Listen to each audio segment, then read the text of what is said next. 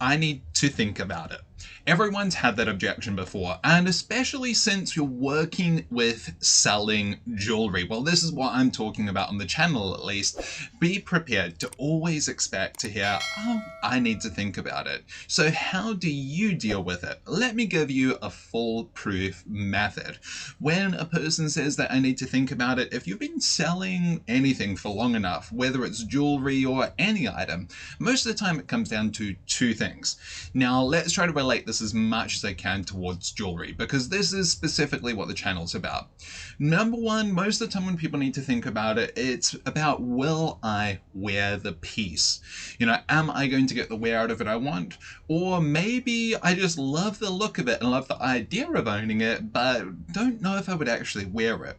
So number one, it comes down to the piece. Or number two, it comes down to the price. Now, it's good to find out exactly what that unspoken objection is and just not let the person walk out. So the simple way of dealing with, I need to think about it, is by asking, well, absolutely. And you know what? I agree. Most people, when they're deciding to buy something like this, do need to think about it. But normally it comes down to one or two things. Normally it's either, will I wear the piece, or do I really love the piece, or it's the price. Is it one of these for you?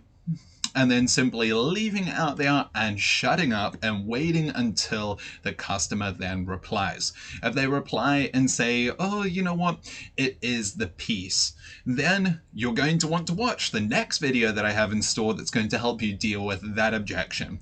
Or if they say, oh, you know what, it really is the price. I totally love the piece, but it just costs a little bit too much. Well, I'm going to have another video covering how to deal with that in detail. But if you're not asking the question, what is it that you really need to think about, and putting out these two things out there, like, is it the piece or is it the price? And it's important to give them something to grasp a hold of, because if you just say, oh, you know what is it that you need to think about?